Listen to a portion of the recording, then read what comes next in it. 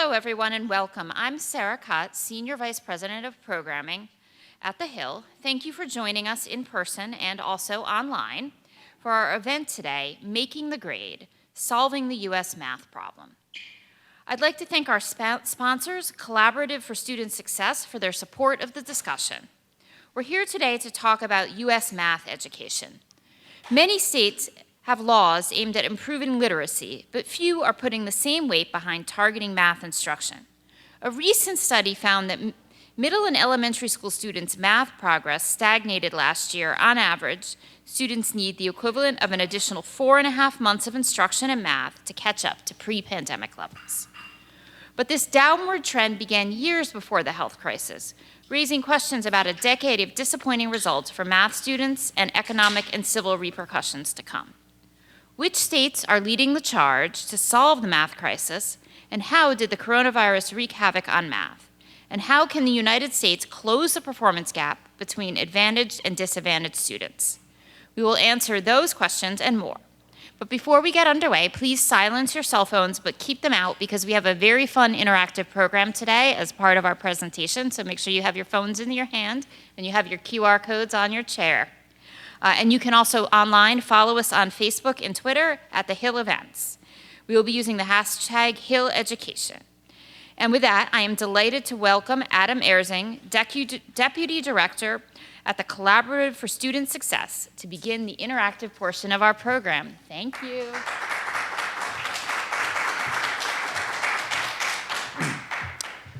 Hello, and welcome again to Making the Grade, Solving the U.S. Math Problem. As was said, I'm Adam Erzing, Deputy Director of the Collaborative for Student Success, and we are thrilled to be sponsoring today's discussion.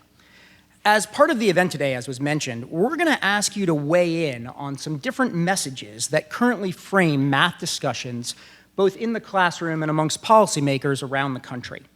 To do that, we'll share 4 interactive polling questions on the screen spread throughout today's program. Each will present you with a common argument for advancing math education, and we will ask you to choose the message that resonates with you the most. The final question today will actually ask you to rank all the messages that you've seen from most compelling to least. We're going to share the first question now to get us started.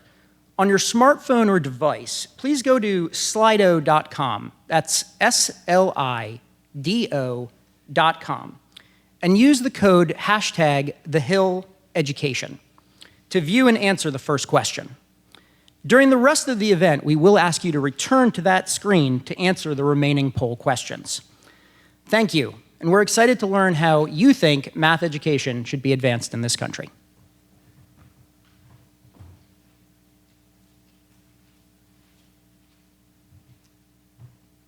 Thank you, Adam. And now it's my pleasure to welcome Bob Cusack, Editor-in-Chief of The Hill, to the stage. He will be interviewing Congressman Jim Baird, a co-sponsor of the Mathematical and Statistical Modeling Education Act, and Congressman Bill Foster, co-sponsor of the newly introduced Keep STEM Talent Act. Thank you.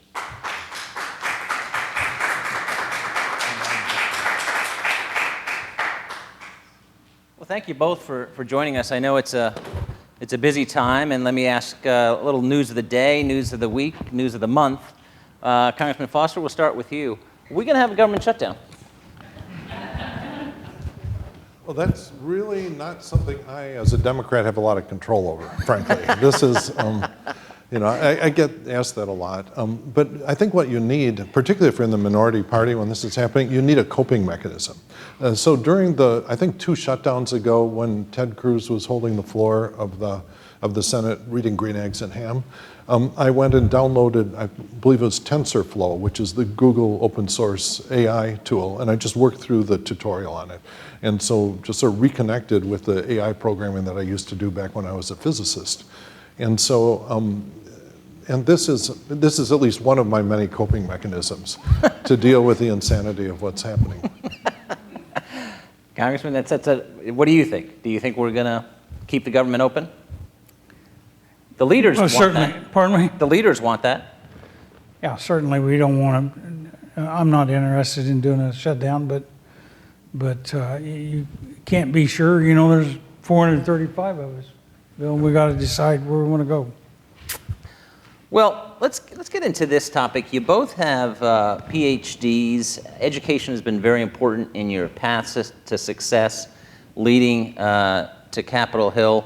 Congressman Foster, start with you.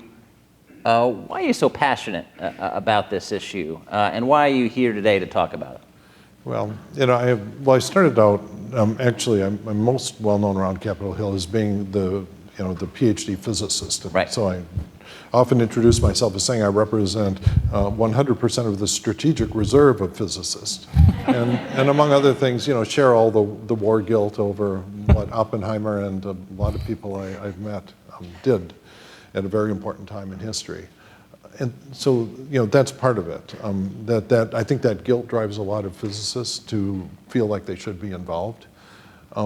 There is also, every physicist I know, went through this experience where, they realized they were probably the smartest kid in the class, and then they said, "Mommy, Daddy," they wondered if they are the smartest kid in the universe, and then who's the smartest person in the world?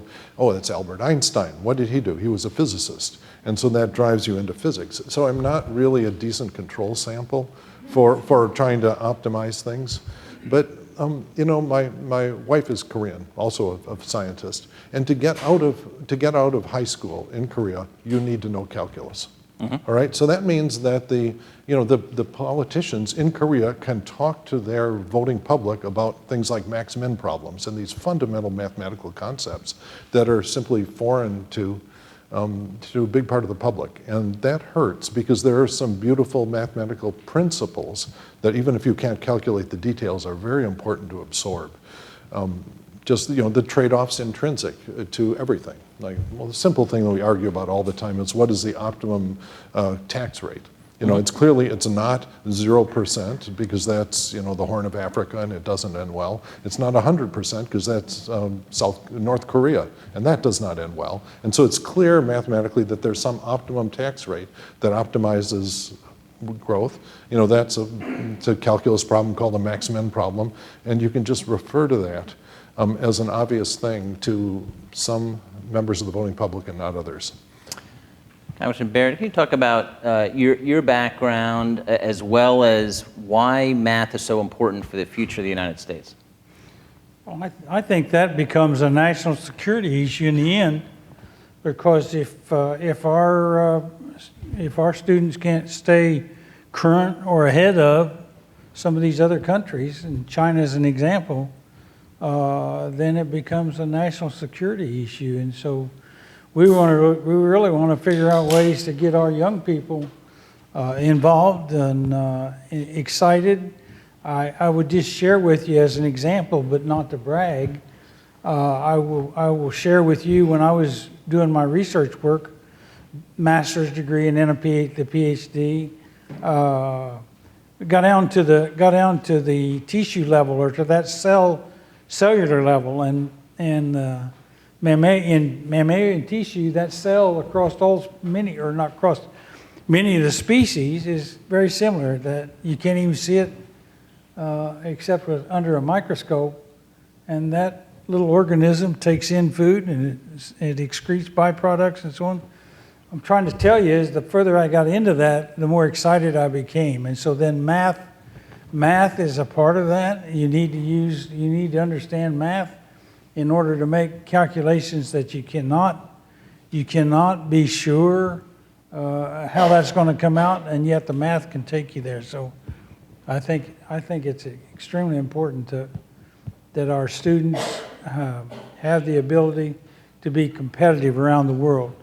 And I would just share, Bill, one of the things that I've seen as I looked at ways to get involved and get students involved in the STEM, I think the hands-on really works. I remember seeing one little example for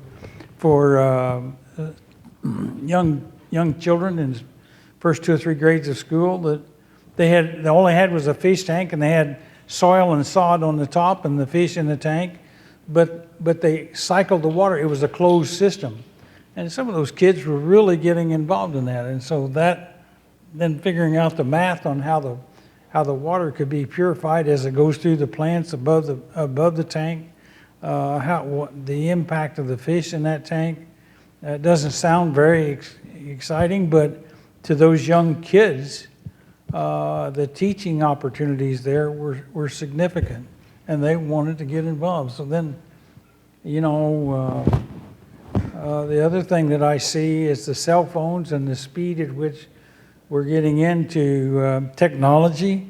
It's going to take math to figure it out. If you go into some of the, you know, toured, Bill, I'm sure you have too.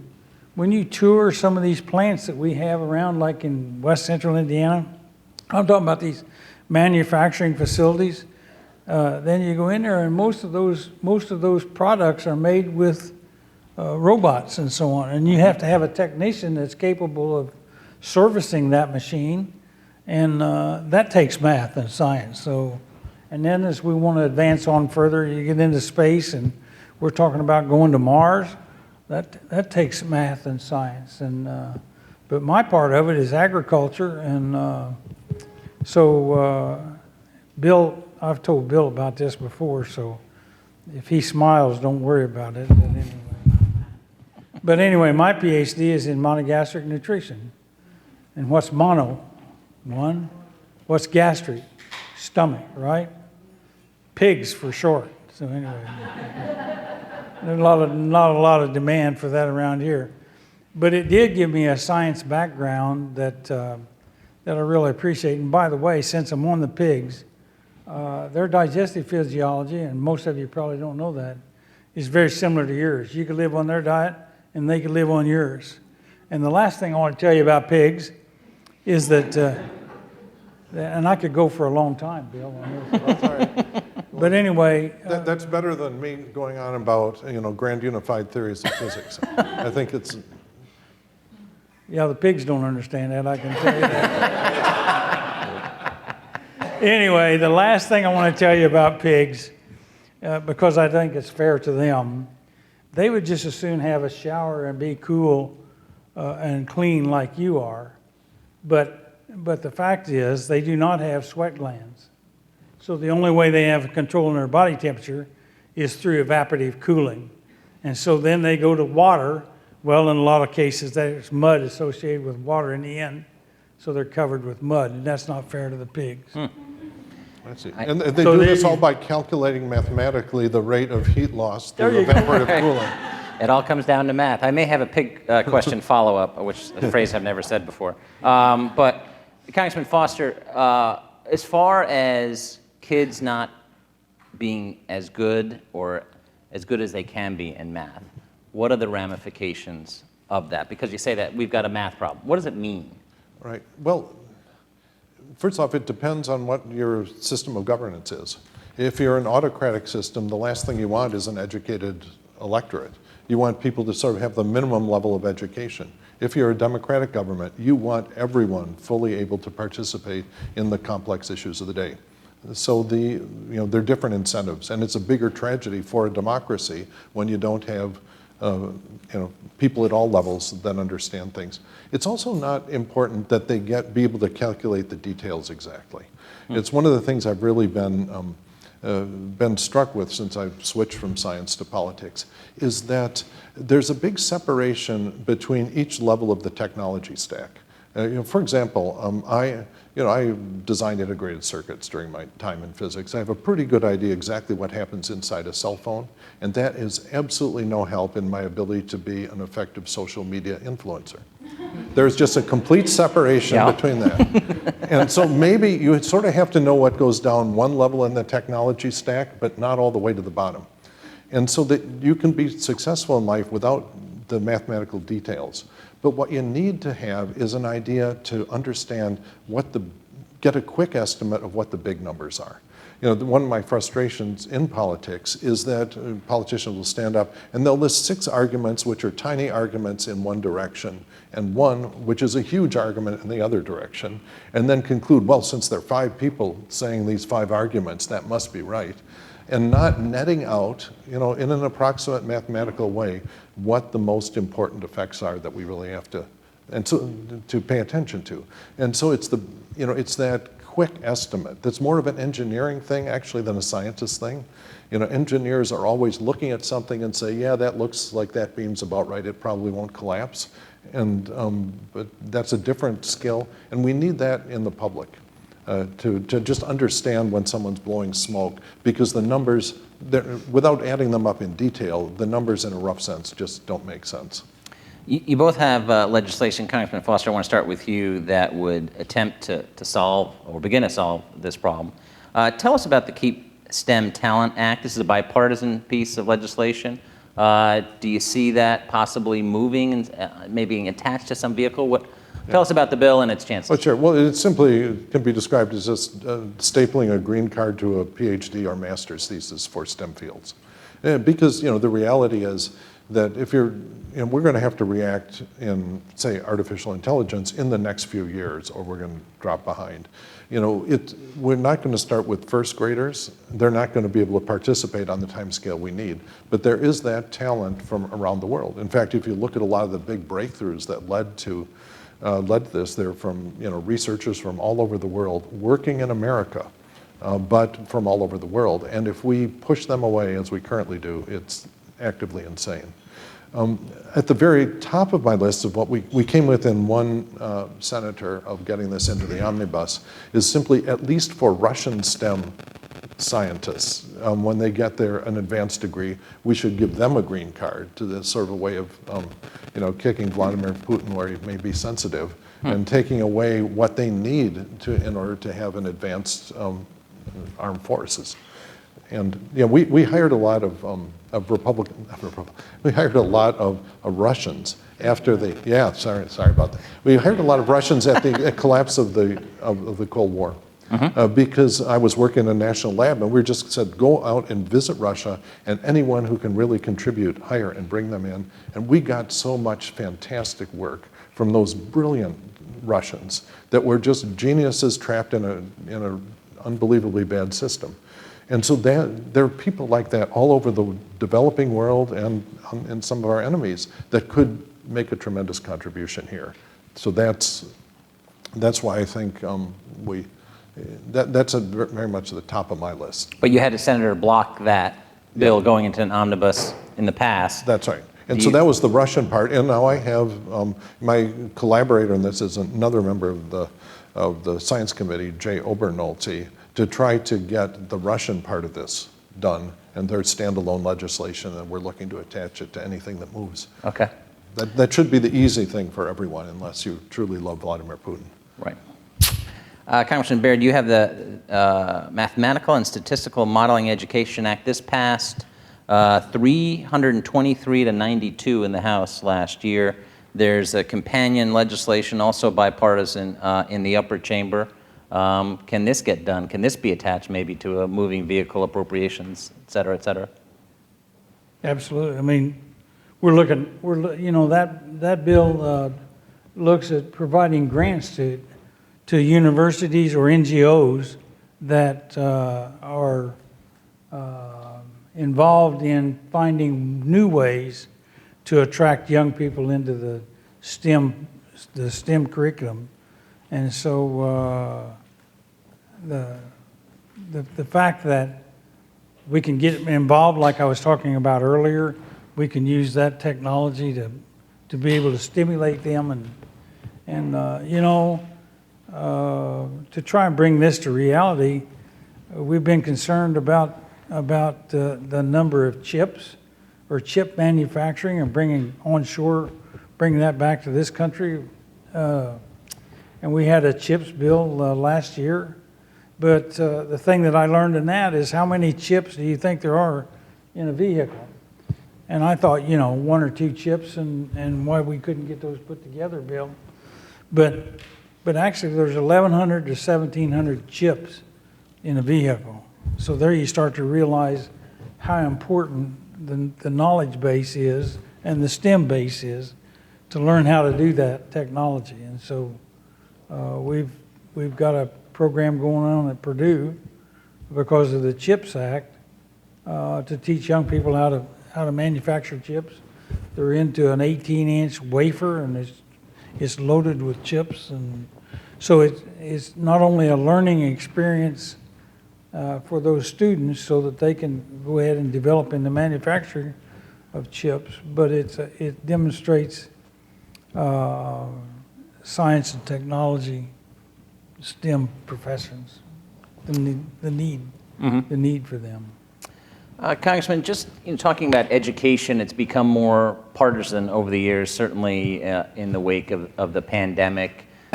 This was an issue before the pandemic. But can you talk about the partisanship? I mean, you're both appearing here. You're in different parties. You know each other. Can you talk a little about that and how it's really blocked a lot of legislation?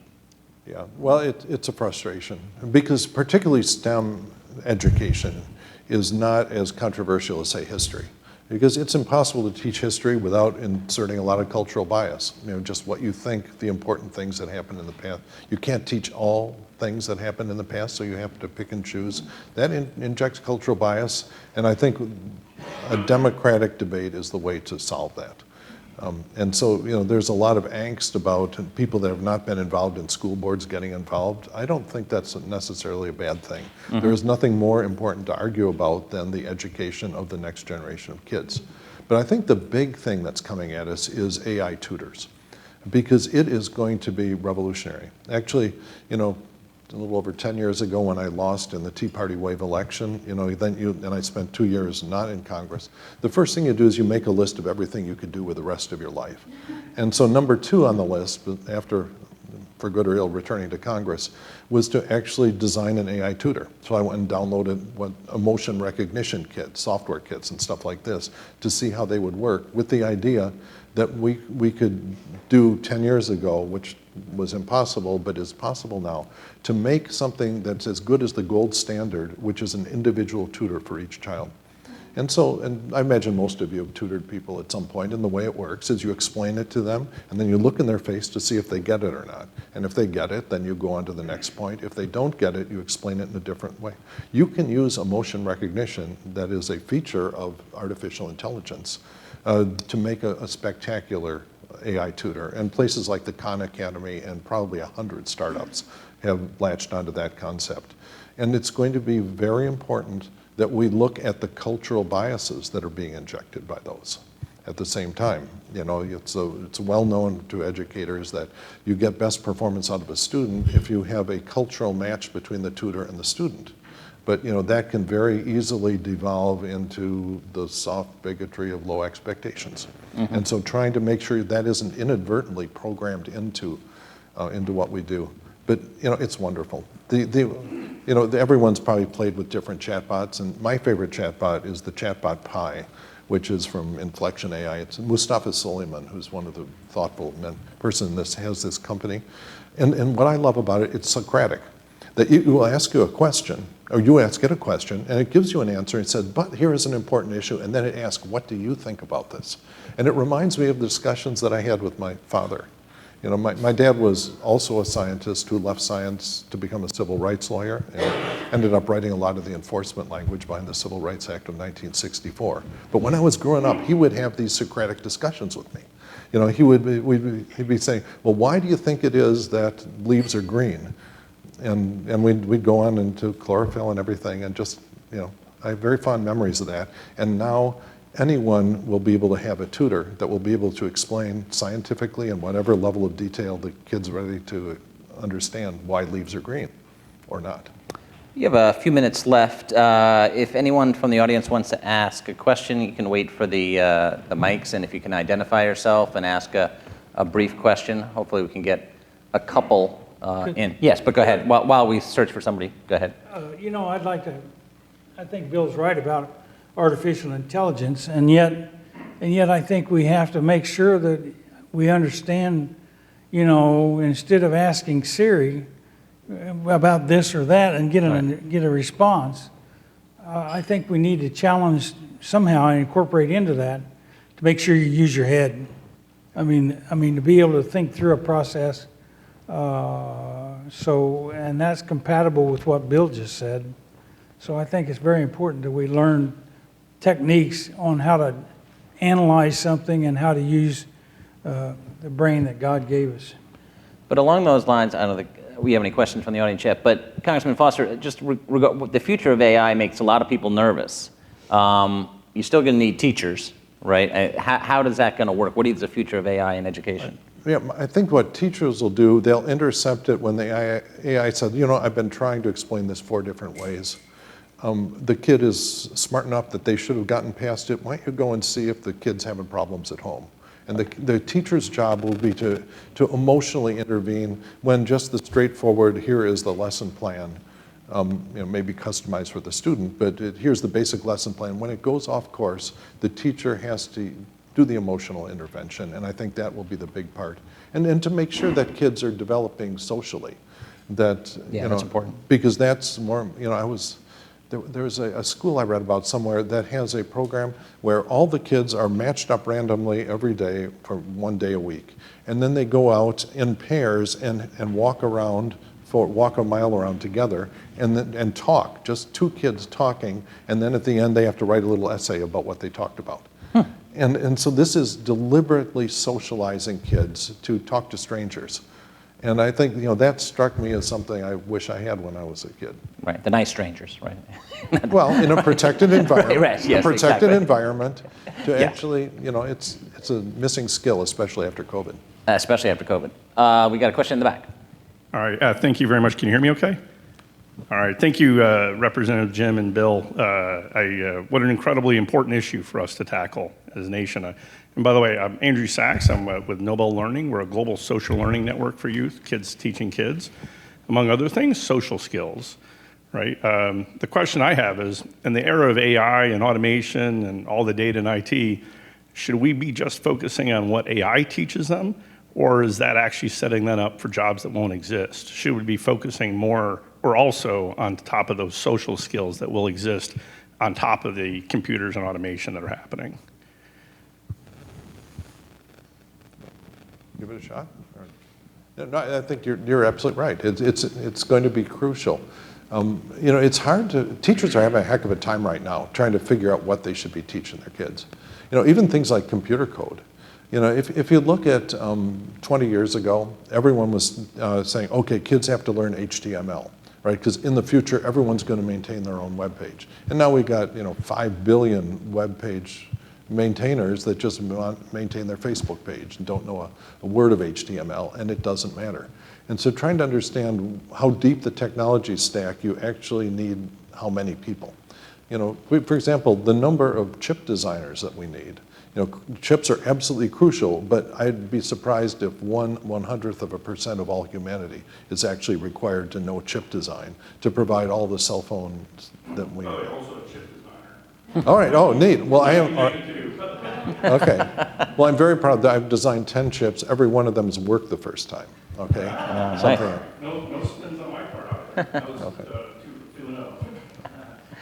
Congressman Baird, got 30 seconds. Give you a last word. Just your final thoughts on this space and where we need to go from here.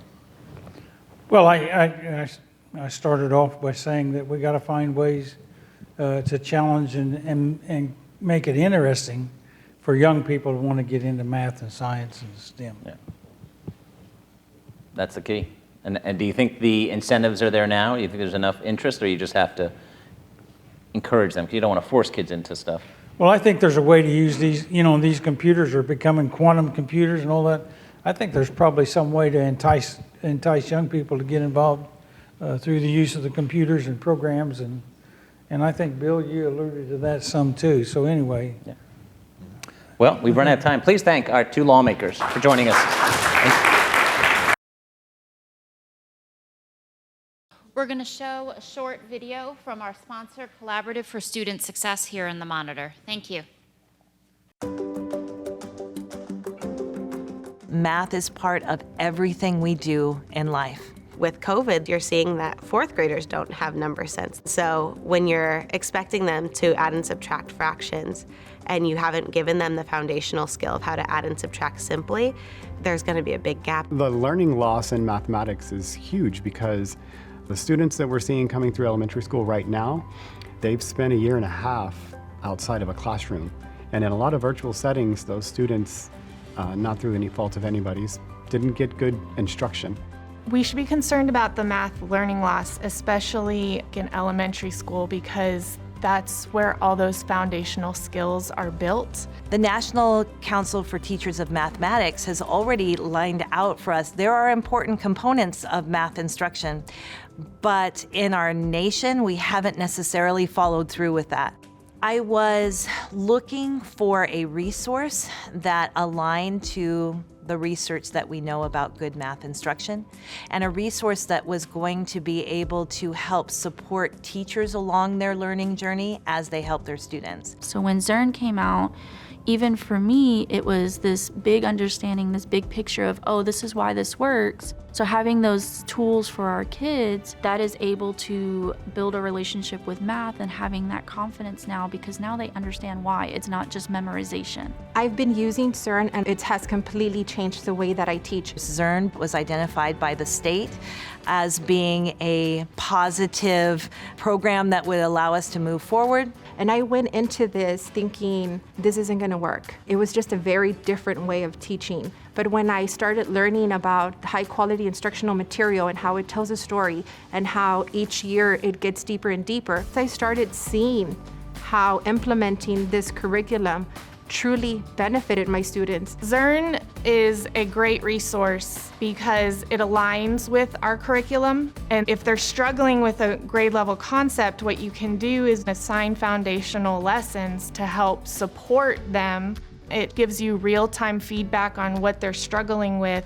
This program is more effective with the students because it helps them to reach their individualized goals. So if they're not getting something with the whole class, then the teacher can go back and individualize the program for them. Since we've started using Zearn, the math vocabulary has increased. So now you give these kids the confidence like, I can do math. So now they're having a love for math that most students don't have when they're walking away from just paper and pencil work. Teachers are showing a level of excitement, especially our first adopters, that they've never seen before. It's magical. Now I have kids that are constantly getting on Zearn, even on free time. One of my biggest aha moments was when I had one of my little girls that has been struggling. She struggles with reading and she struggled with math, and she was the one helping a very high achieving student understand a concept. So that was a huge aha moment for me because it empowers students to know and be confident in what they're learning. I would tell other principals to just give it a try.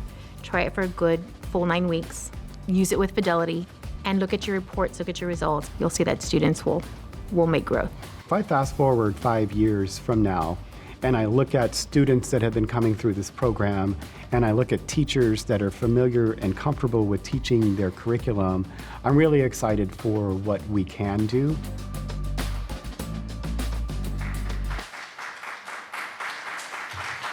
And now it's time for our sponsor segment. Please welcome Joel Rose, CEO of New Classrooms, a nonprofit organization that leverages classroom design, teacher talent, and technology to enable personalized learning.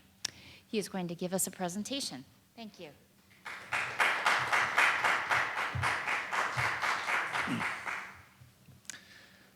I'm a former teacher. And I remember early in my career, I sat down with my principal and I asked a simple question. How exactly am I supposed to meet each of the needs of the students in my class when I have some coming in on a 2nd grade level, some coming in on an 8th grade level, and everything in between? He looked at me, he said, Mr. Rose, just do your best. That's kind of what we all do. And that actually is the message that teachers are getting today all across the country.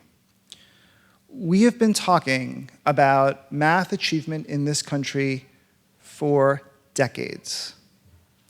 And usually the conversations end with a set of recommendations that boil down to raise the standards, improve the curriculum, train the teachers, recruit teachers, and instill curriculum. They're coherent, they are clear, and they don't solve the problem. Why? What are we missing? Why is it that from 2005, 4 years after NCLB, 23% of 12th graders were proficient in math, and 10 years later, 25% were proficient? If we just wanted 2 out of 3 kids to be proficient, that would take us 200 years. What are we missing? To answer that question, I'm going to use a word. The word is skill. But I want to assure my friends in the math community that when I say the word skill, I mean the procedural, the conceptual, and the applied ways of different mathematical concepts. We want kids to love math, to think like mathematicians, to appreciate its relevancy and its beauty, and we want them to learn real math skills that they're going to need in life. Here are some examples of skills that are taught in schools all across the country. From the time a student gets past basic numeracy to the time they're through algebra, there are roughly 300 of these skills. And they're organized in the same way they were organized when we were kids, around grade levels. The way this chart works is if you're in the 4th grade, there are 42 math skills that you need to learn to be proficient by the end of the year, but there are 22 predecessor skills you should have brought with you from before the 4th grade. So cumulatively, there are 64. When you get to the 5th grade, there are 40 new skills. Those built on top of not the entire 4th grade curriculum, but 30 out of the 42 4th grade skills and 19 pre-4th. Cumulatively, it's 89. And this is how math cascades over time. Policies over the last several decades have focused on the top box, making sure all kids have access to grade-level curriculum, because kids can't learn what they haven't been taught, and if we want kids to catch up, they need to have access to that material. But access doesn't lead to social mobility. Mastery leads to social mobility. And while all policies are focused on the top box, students are coming in with gaps up and down the column, making it harder for them to learn, to master that grade-level material. Now, some may say, well, what's the harm? Teach them the grade level, and maybe some of it will actually stick. But there is a harm, and the harm has to do with pace. In a typical school year, a student is supposed to learn 40 or 50 new skills over the course of the year. And if we assume a school year is 30 weeks, that comes out to, on average, a skill and a half a week. That's what pace is supposed to be. But that almost never happens, because students don't have the predecessor knowledge. There may be issues with teacher quality, material, students' well-being.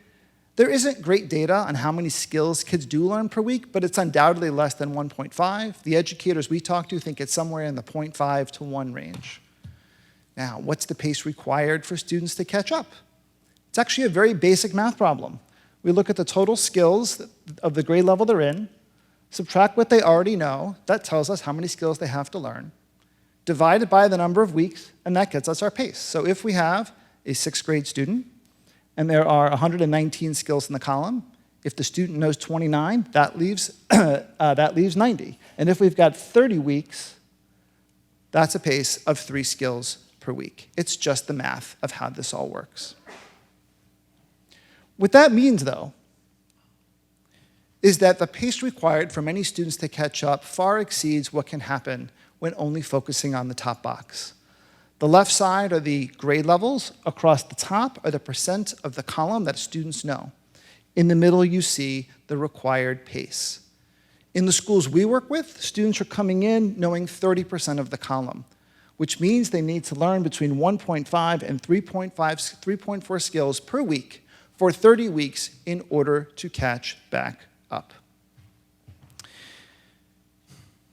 How do we solve this problem? Well, the answer is to begin to think differently about how we solve this by providing students with individualized pathways that connect where they're starting from to where they need to be.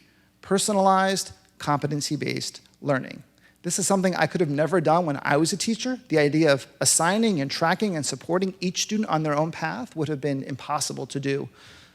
But now with new tools coming on, you've heard about some, there are others coming around the corner, this is more possible than ever. And even if the PACE targets are still too high, moving to personalized competency-based learning opens up new pathways. So for example, that 6th grade student that has to learn 3 skills a week, what if instead, we had that student focus on 8th grade proficiency? Instead of learning 3 skills per week, if they focused on 8th grade, there are 138 skills in the column. If they already know 18, that means they still need to learn 120. but they have 3 years to learn that. That means they could learn at a pace of 1.3 skills per week. And then after knowing 8th grade, we could go back and cover any of the skills in 6th and 7th grade that we didn't prioritize. To be clear, the goal of solving math is the same. Every student needs to have the skills to succeed in college or a career, to master those skills.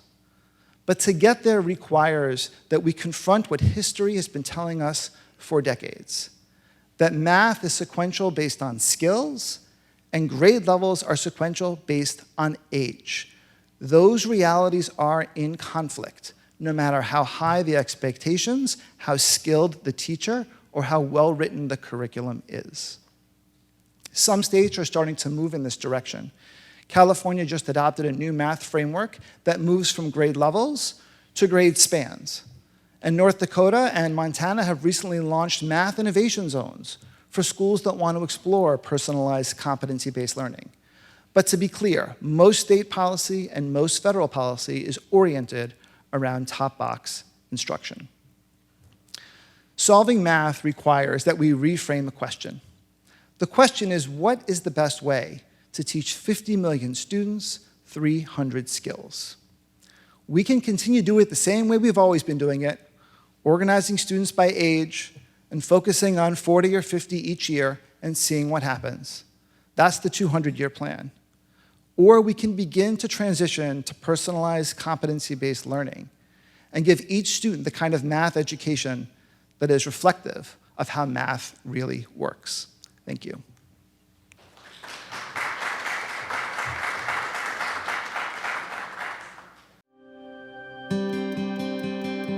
We have a cultural predicament with how we approach math in the US. There is this acceptable norm where people intellectually self-select and divide themselves along the lines of good at math or bad at math, or I'm a math person or I'm not a math person. That process starts early in education, and if it sticks during high school, people are likely to define themselves that way for the rest of their lives. And that can have a huge impact on their career choices, on their wage potential, and on their upward mobility. We lie to ourselves about how important math is for success. For example, 1 in 5 children graduate from high school when they don't succeed in algebra. So algebra success is the most determinant factor we know in K-12 of completing K-12, getting into college, and completing college. And success in math determines $1 million more in lifetime earnings. A greater understanding of math can essentially mean a better understanding of the world. The data, the statistics, the trends that illuminate and drive the most compelling topics and fields of study are driven by math, which is why it's so important for every kid to have access to an engaging, a relevant, and exciting math experience both inside and outside the classroom. The CERN is a nonprofit math learning platform, and we serve 1 in 4 elementary school kids in the country and more than 1 million middle school kids. And we believe all kids can be math kids, and we have to do the work as adults to make that true. Changing a student's experience with math is about more than good textbooks. It's about providing teachers and students with materials and instructional approaches that engage them in understanding how math appears in our world every day. High-quality supports like CERN are helping thousands of teachers and students by making math more engaging. So a lot of times how we teach math, it's a lot of tricks that are disconnected that you need to memorize. A lot of rules, and you don't know why those rules work. And what they do in countries that succeed in mathematics is they really focus on math making sense. Kids trust math. The technical name for the approach we use is called concrete to pictorial to abstract. And what that means is whenever we bring an idea forward in math, we don't start with symbols and gobbledygook and a lot of terms that no one understands. We'll start with actual concrete or pictorial objects. The intent isn't that you drop a kid on this platform and you never intervene again. There is an interaction with an adult. Adults get alerts as students are moving through the platform, indicating areas they need additional support. The tone is shifting across states, across districts, and across schools where they're embracing a very much renewed focus on improving math achievement. Across the country, states and districts that are engaging with CERN, making it work in their context, are seeing transformative results. DCPS, Tennessee, Texas, Nebraska, And most recently, two really exciting examples are Colorado and Ohio, where both governors have gotten engaged. Our impact on students who are Black, Latino, multilingual learners, other at-risk populations, students with IEPs, we have really strong results because what we're focused on is that all kids can succeed in mathematics. The downsides of failing to address the problem of math education in the US are severe. We need strong math skills for careers in the military, in science and medicine, and for careers outside those areas where you wouldn't probably think that math would be focus. That's how we're going to make sure all citizens can grow and succeed.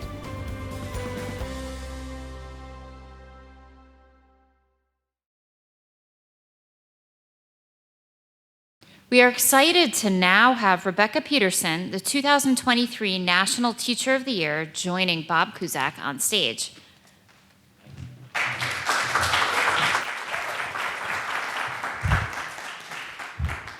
Thanks, Sarah. So Rebecca, I've interviewed senators and presidents and never interviewed a Teacher of the Year. How do you become Teacher of the Year? Yeah, that's a great question. So every state sort of has a different way of selecting their state Teacher of the Year, and then the 55 state and territory Teachers of the Year do a portfolio. Then this year we went down to 5 finalists, flew us here to DC to do interviews and give a keynote, and then one is selected. But I always say I wasn't chosen because I'm like the best teacher, right? There's no such thing. I didn't win a competition. I was just selected to do a job this year. And do you get a call? Is there an envelope somebody opens? There's a call. Okay. Yeah. I don't remember much of the call. There's a lot of hyperventilating on my end. Well, tell us about your background in teaching, and tell us about your, which I thought was very interesting in reading the background the staff put together, One Good Thing blog, and why you started that. Yeah. So maybe rewind a little bit. I am an immigrant to the United States, and I'm the daughter of medical missionaries. So by the time I was 16, I'd lived in 4 different countries. And sort of reflecting on my education journey, I see how important math was for me. Like as we moved, math really grounded me. To me, there's this like meditative, rhythmic aspect about math that sort of lets me kind of dive deep into myself. And it was a security blanket for me as we moved. And then eventually, I think that security blanket sort of shifted into like a cape, you know? It was the superpower that I had. And that's exactly what I want my students to feel, that there is this meditative aspect of math. There's the security in it, but then there's also the superpower that it gives you. And I feel very strongly that math should be opening doors for our students. So I love mathematics. I have both a bachelor's and a master's degree in pure mathematics. I started my teaching career at the college level, and then after 3 years, decided to teach at the high school level. I thought, how hard can it be? Turns out it was hard. And I had one foot out the door. I really didn't think I was going to make it that first year. Then I serendipitously stumbled upon this community blog called One Good Thing.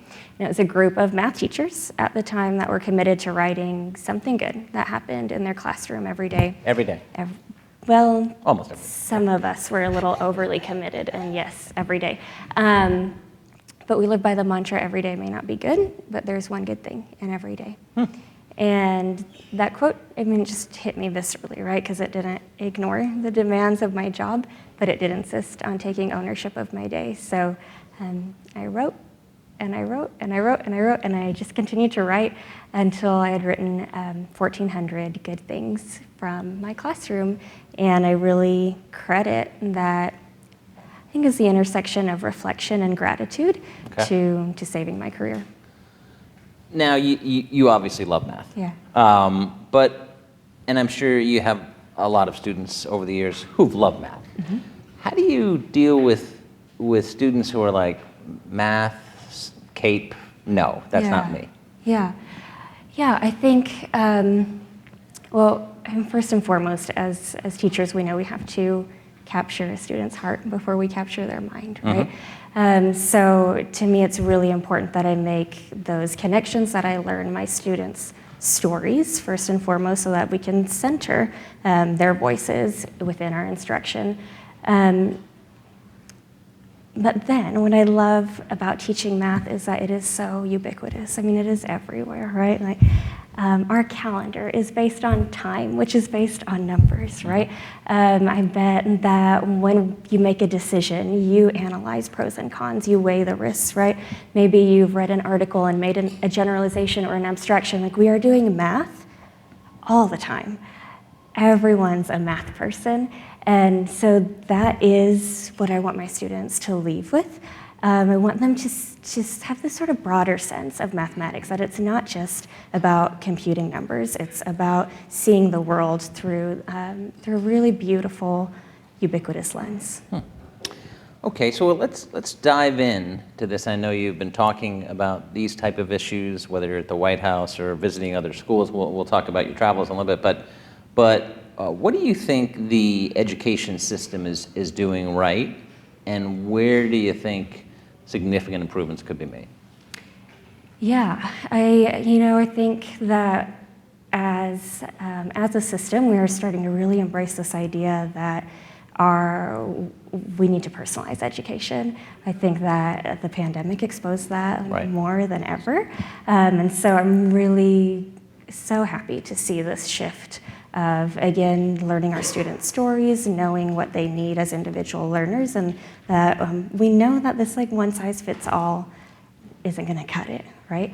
Where I really see, and this is maybe partially my own bias as a secondary math teacher, I really see a need for different pathways in secondary mathematics. We've been doing this sort of Algebra 1, Geometry, Algebra 2, in that order, right? More or less, pretty much, yeah. Some states maybe flip geometry and algebra 2. Basically since the 1890s, like not 1990s, like 1890s. And a few things have changed since then. But what was that based on? I mean, I always assumed, I kind of did that in that order. Was strong in algebra, and maybe they kind of got weaker. But I thought they were building blocks. Are they not? Yeah, they are, but there's just so much more math, I mean, whereas our introduction to probability and statistics and data analysis, game theory, number theory, optimization, there's so much. And that makes it more interesting for the student. Yeah, and I think oftentimes, I have a minor in music, and the way we teach music is there's these basics that all students need, right? Like, they need to know how to read time signatures and keys, and they need to know their scales, but then the students get quite a bit of autonomy, and it's like, what instrument do you want to play? Right. Yeah, and I just sort of wonder, like, what would mathematics education look like if we really sat down and said, what do our students have to know? And then, what would it look like to give them more autonomy? Like when students go up to my English teacher colleagues and say, I just don't like reading, my English teacher colleagues say, oh, we just haven't found you the right book yet, right? Right. And so what would it look like when students say, I don't like math, and our response was, we just haven't found you the right problem yet? Interesting. Let's talk about COVID. What was the effect that you saw at the local level? Yeah, Oklahoma largely, I don't like this phrase, stayed open, but we stayed in person, or we came back in person that fall of 2020. Quicker than other states. Quicker than other states, yes. But even so, like in my district, my local district, a third of our students still chose a virtual option. Okay. And so we all just felt really off kilter. Even those of us that were in person, sometimes our students would be quarantined for a month, 2 months at a time. Sure. They'd be in and out of distance learning, and there was extreme isolation. Like, no matter how you slice it, we just sort of felt off. And there's a fascinating study out of Stanford where they scanned, I think, 163 adolescent brains, and they found that brains post-pandemic are scanning the same way that pre-pandemic, only adolescent brains scanned had they undergone like abuse, neglect, or trauma. And that's really sobering as an educator, because it suggests that, maybe the brains of our students have totally changed. And so then the follow-up question has to be, what are we doing about that, right? And the good news is the science is really clear, and connection is how we heal. And so back to our discussion earlier, I think that the educators I work with, it's so clear to us now more than ever that we have to help our students connect with each other, connect with their teachers, connect with the content, connect with themselves, and connect with their communities.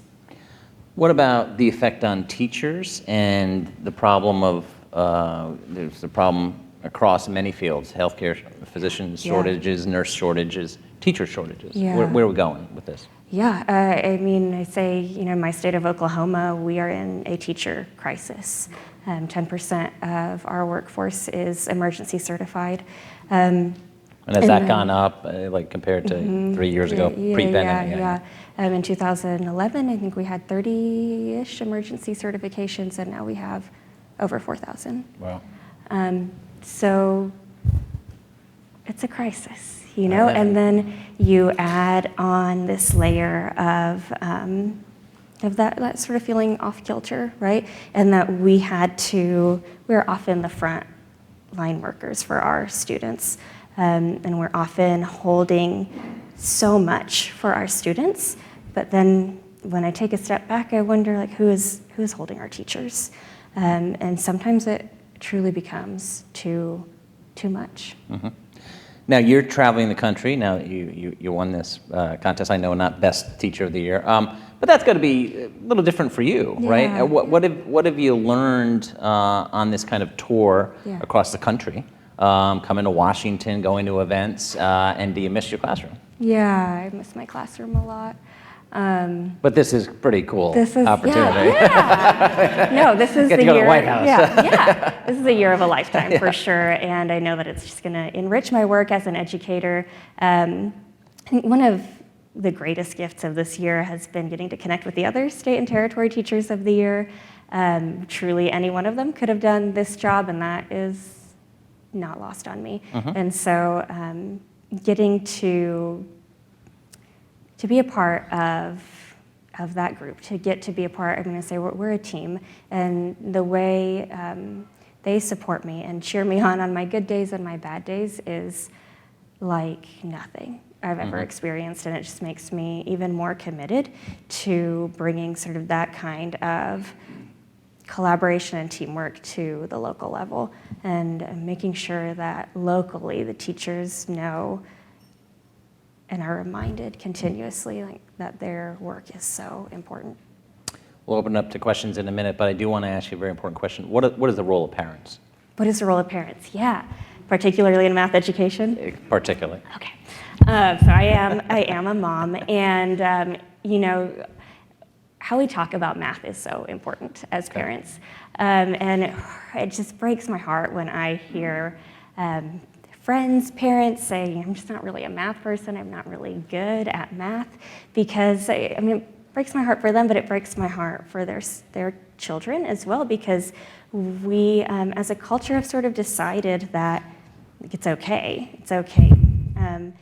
But I don't think it's okay to be like, I can't really read. To give up. Yeah, but I think there's sort of, there's sort of this dichotomy here. And so as an immigrant, as a bilingual immigrant, I know language depicts culture, right? And so I feel so strongly that if we change the way we speak about math, it can change the culture around math.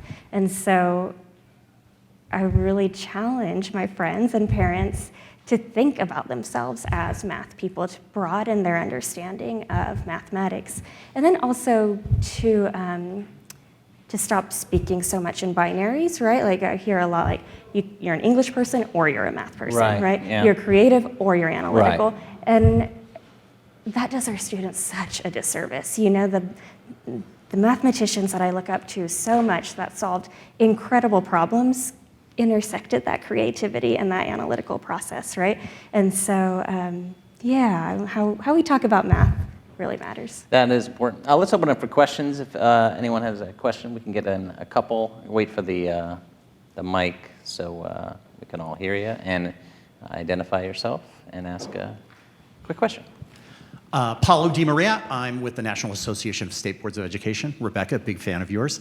I want to build on what you just said about this pernicious, cultural thing we have in this country that some people just aren't good at math. Because in addition to parents who don't think they're good at math, I also think there are a lot of elementary school teachers who don't think they're good at math, and sometimes they project that on their students. And as you know, the tradition in this country is an elementary school teacher teaches all the subjects. And yet I've seen recently some elementary schools that are experimenting with differentiating, having math teachers at the elementary level. Can you reflect a little bit on whether you think that might be a good strategy worth pursuing in order to sort of get past that, some students just aren't good at math? Yeah, I think, everything of course comes down to the local school and what your capacity is, but at my son's school, they do that starting in 4th grade.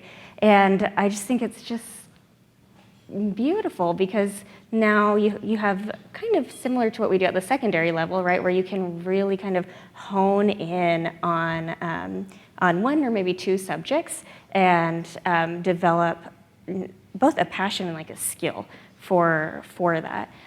So where it works, I think it's such a beautiful model. We'll get one more question, but a quick one.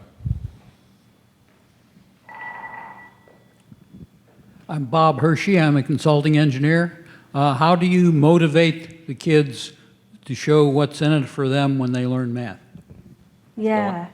I don't think it's any secret, but again, it's learning about them first and foremost as human beings. I want my students to know how much I care about them as individuals. I struggle with it. We say this statement a lot in education, like building relationships is the best classroom management tool, right? And I just I hurt a little bit when I hear that because I don't think it's this transactional thing. I think that I operate at my best, they operate at their best when we are connected on this human level. And so I make it a real priority to learn them first and foremost as human beings, and then they really trust me, and I can really push them to some really big academic achievements. That's a good answer. That's a very good answer. Well, your passion really comes through. I got to say that. Rebecca, thank you for joining us today. Thanks for having me.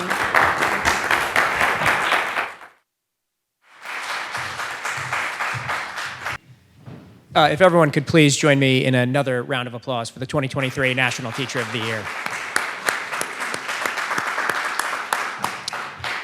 So as we get ready for the next panel, I'm just here to remind you that poll is still live, and we really appreciate all of you who have taken the time thus far to give us your responses. But if you haven't yet, slido.com, that's SLIDO.com, and use the code, the hashtag, #TheHillEducation. We appreciate your responses. Thank you. Please join me in welcoming our panel to the stage to talk with Bob Cusack. Shailene Sharma is CEO of co-founder of Zearn. Josh Reese is the Systematic Transformation Lead at the University of Texas at Austin Dana Center. And Dr. Tim Hudson is the Chief Learning Officer at Dreambox Learning. Welcome. Thank you. Thanks, Sarah. Thanks for being with us today. Let me start off with just kind of a couple minutes on your interest, why you got in this, and your organization and their mission. Shalini, we'll start with you. Yeah, thank you. Great to be here. Hello, everybody. My name is Shalini Sharma, and I'm the CEO and co-founder of Zearn. Zearn is a nonprofit. We're a top-rated math learning platform used by 1 in 4 elementary school students across the country and more than 1 million middle school students. The core idea of Zearn is very simple, which is that all kids are math kids, and we can do work as adults to make that true. I'll talk about this more as we explore other questions, but in other countries, they do this. So it's not like we're the first people to get to the moon. We would be the 36th. So it's been done. In terms of my personal passion, contrary to what you might think, I wasn't, always a math kid. Through the course of my studies in mathematics, through high school, college, I would describe myself as someone who scraped by. I would just make it over the line, in that calculus class or in those variety of STEM classes. But all along, I have just always loved math, and it has a lot to do with what the woman just shared, which is just its beauty and meditative aspects. And actually all kids can access that. And when you talk to people who love math, they will start to talk about a couple things. They'll talk about two ideas. One is knowledge is power. So what's cool about math is when you get the question right, you know you're right. You don't have to wait for the teacher to tell you if you're right. And that's incredibly empowering for all children.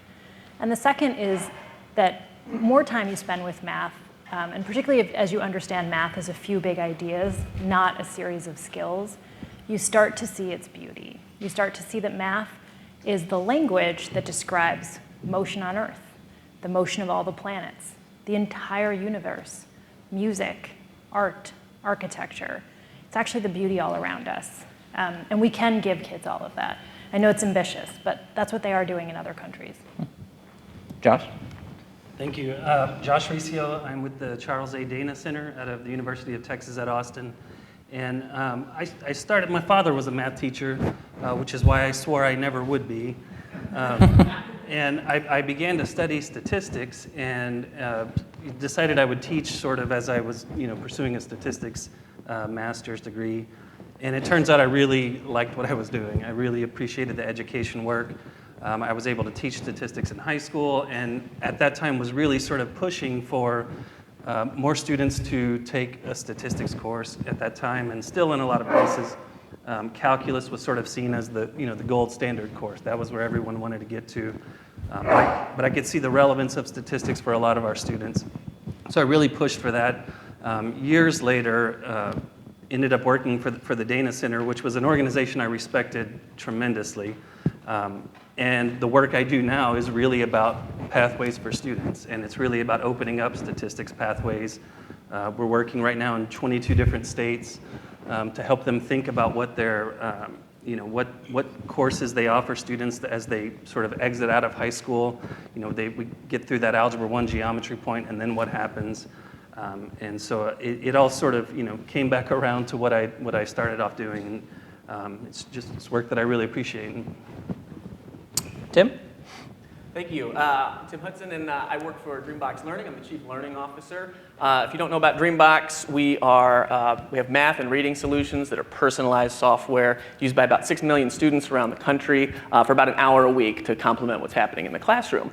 And I think my journey in math is related to the work that I do at Dreambox as well, because so much of math, in my experience as a student, and maybe yours as well, I don't know, give me some nods here, felt a little sit and get. A little bit, you go into the room, the teacher tells you stuff, and then you're supposed to remember it.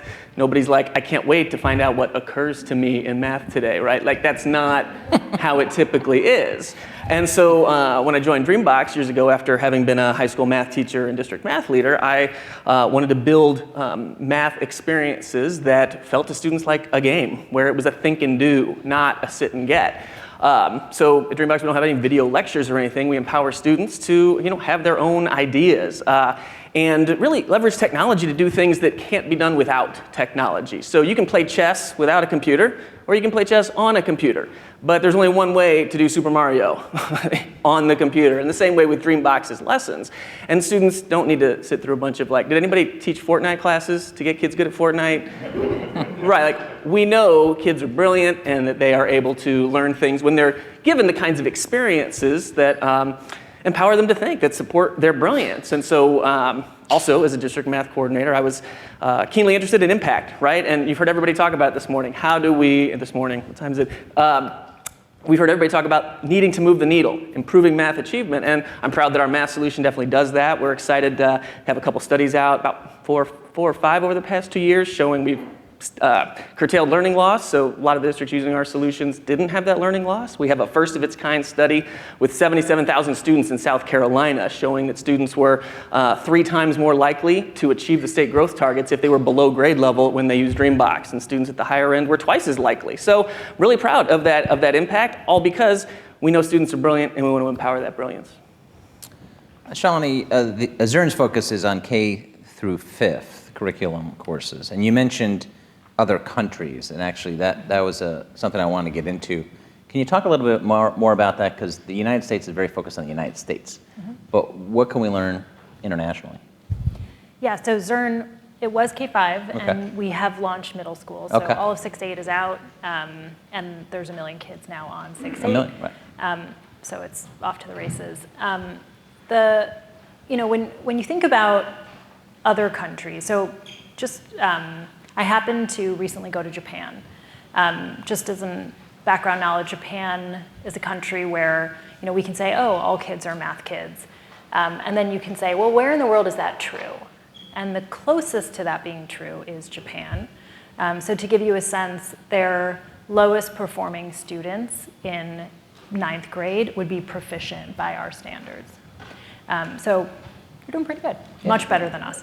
Now, I'm not proposing that we then model ourselves after Japan on every dimension of our society. I'm sure there are things that are not working well in Japan.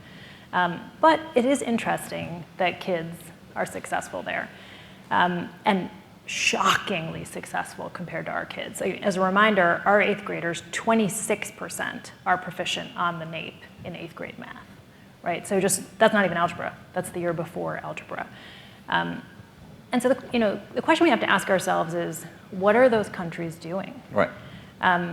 Japan has been able to show these kinds of academic results for 50 years, 50, compared to what we've been able to show. So,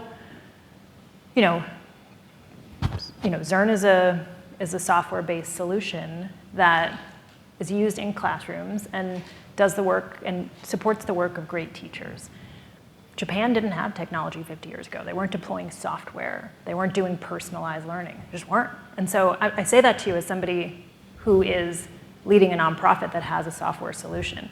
And so we also can't say, oh, there'll be some magical software solution, then it'll all work. Because that's just not true.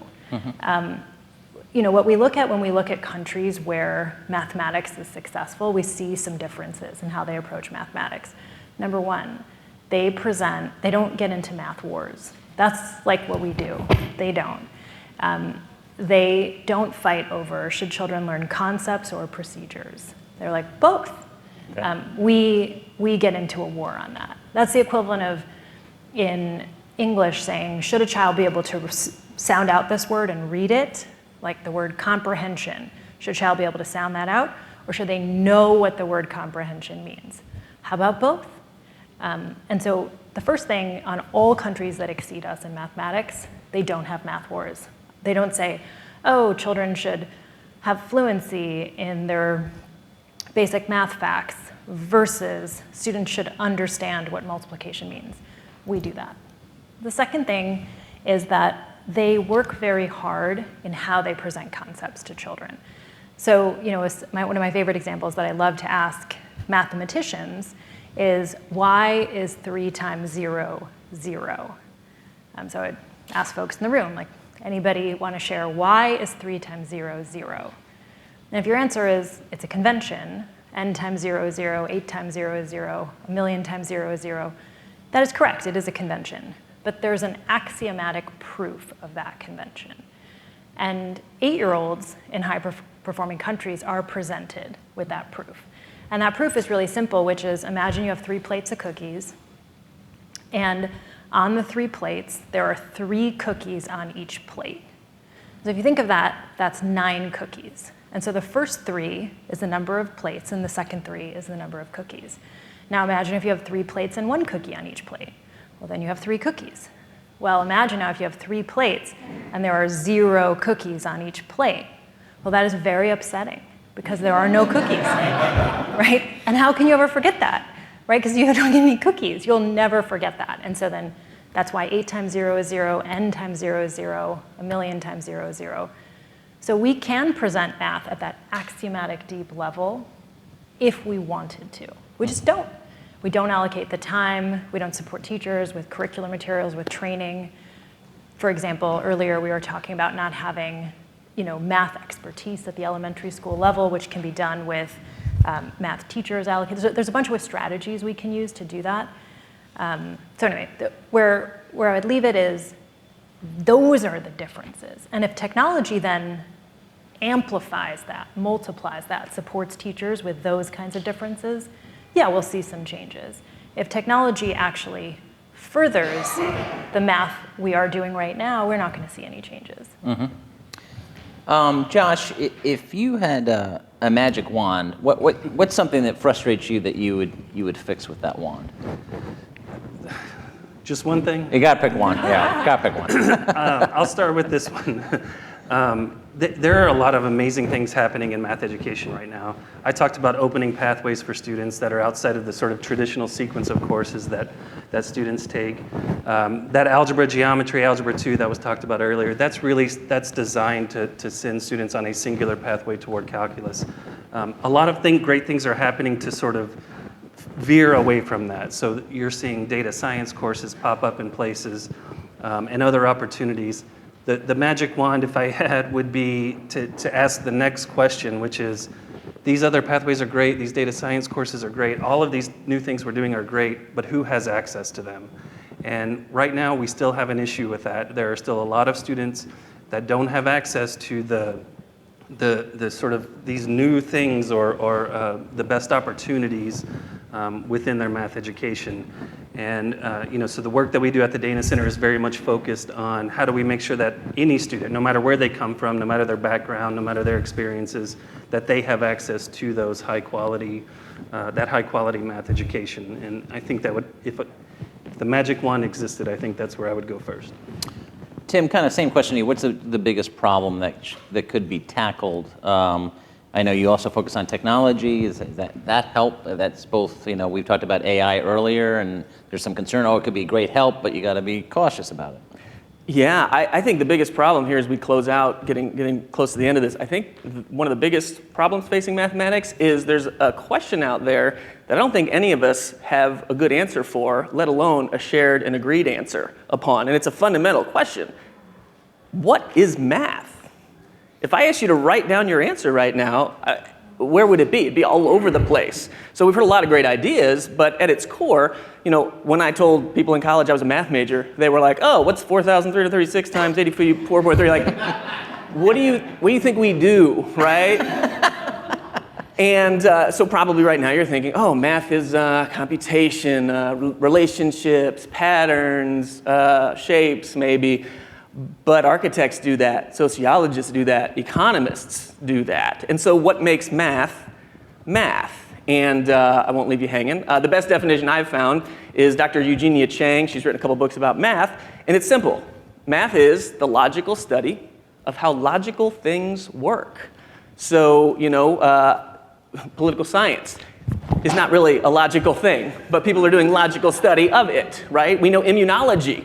There's a logical study there, but how our bodies respond to things is not logical, even though we can find some patterns. And anybody proved triangles were congruent in high school? And you're like, okay, well, it's a triangle. It's got 3 sides, 3 angles. Is it the same as this one? Like, everything is stripped away. It's a logical thing. And the question is, okay, what's the minimum amount of information we need to know about these triangles to confirm, yeah, they're the same? But you can't ask a geneticist that. Show me the smallest amount of DNA to conclude this person has brown eyes. Like, nothing works that way. So why this is important for this particular conversation is 2 reasons. And one, as Shalini said a second ago, that's what the axiomatic approach is. That's a logical thing. There's logical reasoning there. But if we tell students every day that math is something you're going to use in everyday life, and that's a half-truth. It's not a promise we can keep. So when students say, when am I ever going to have to use this? That's not a complaint about math. That's a reaction to our false advertising. So we need to own that. And the second reason that's important is because students have that innate ability to reason logically about logical things. We were talking about pigs a little bit earlier. I don't know about their math skills, but I do know that baby chickens can do basic addition. Bees understand 0 as a number, which is pretty, humans didn't even know that for a while. And I know under the right conditions that 4th graders, they can invent the idea of unit fractions in under a week, just the same way the ancient Egyptians did and used for hundreds of years. We can talk about that later if you want. So students have that innate ability to reason logically. We just need to reframe it. So imagine if we said to students, look, life is hard. Throughout your whole life and career, you're going to be navigating situations where there's not enough information. There's too many variables. Everything is shifting. You don't know the right decision. You don't know how things are going to turn out. It's impossible to know. But hey, in math class, we strip all that away. We're just looking at things that we can control so that we can become better thinkers about those things that are out of our control. That would be what I would change. Why don't we open up for questions for any of the panelists or all of them? If you can wait for the, if you can raise your hand if you had a question. Another one up front.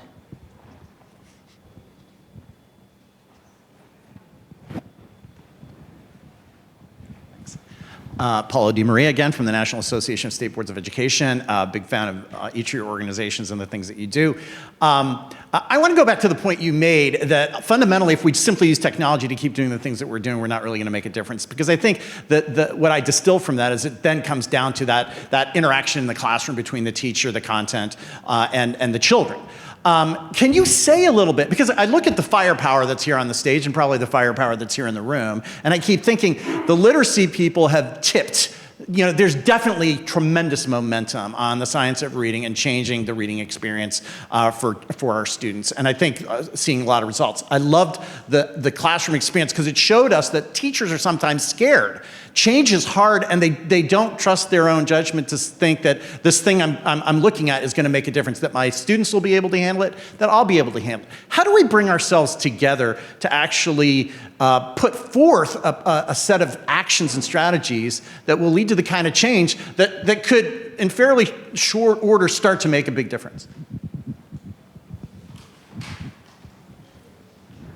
Go ahead. Okay. Thank you for your question.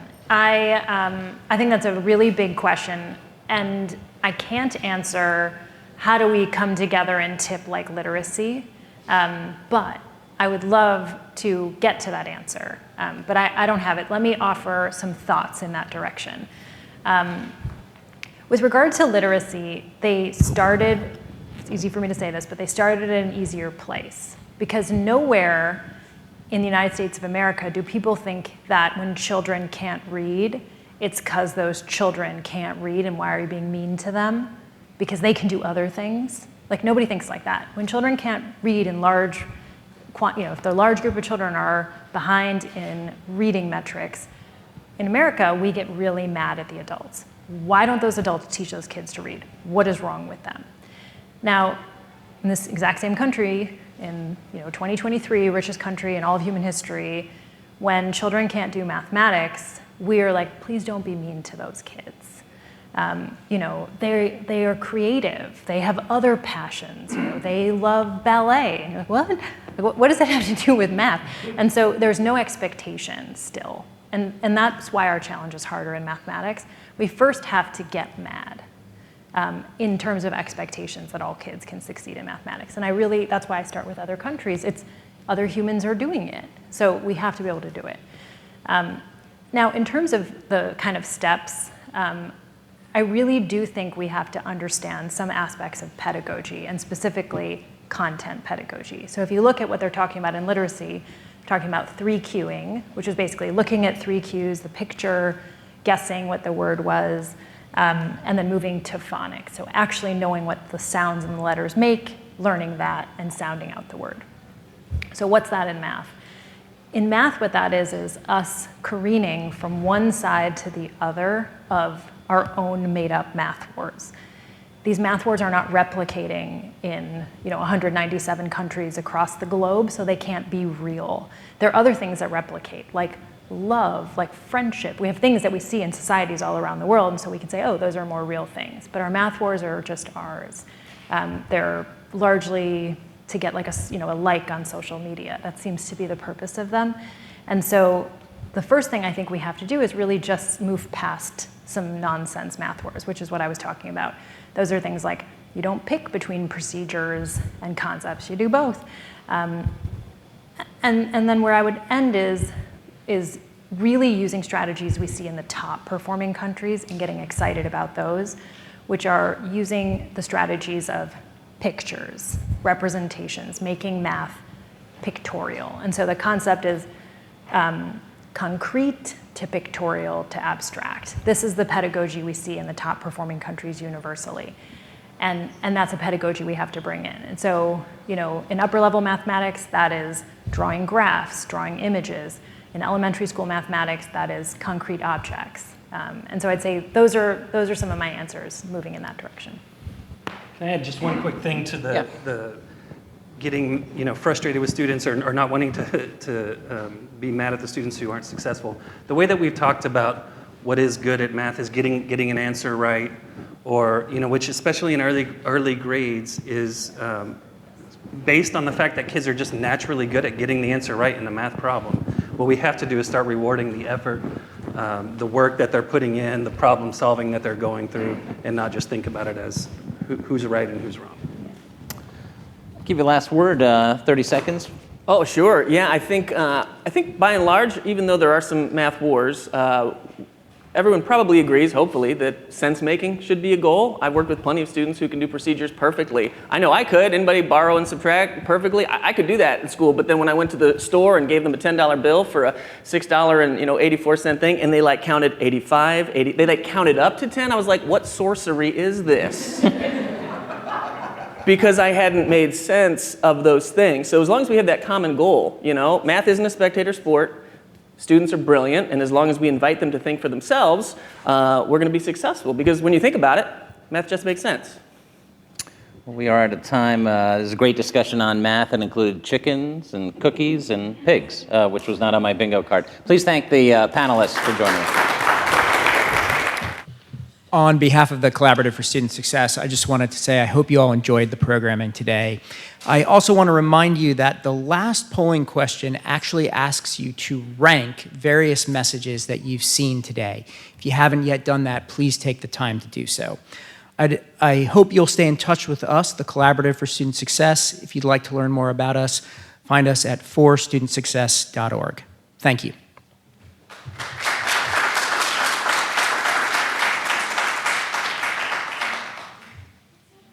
Thank you, everyone, and that concludes our program. You can find the entire program on thehill.com/events, as well as our YouTube page. And thank you all for joining us today.